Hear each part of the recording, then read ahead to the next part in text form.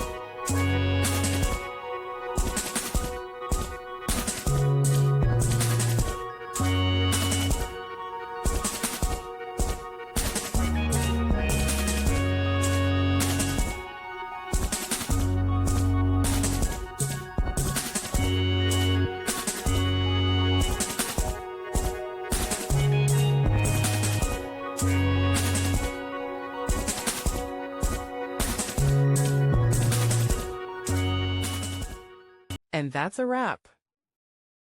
I hope you found the answer you were looking for. If you did, take a second to hit that subscribe button. It really helps out. And let me know in the comments which solution worked best for you. See you next time in the debug zone.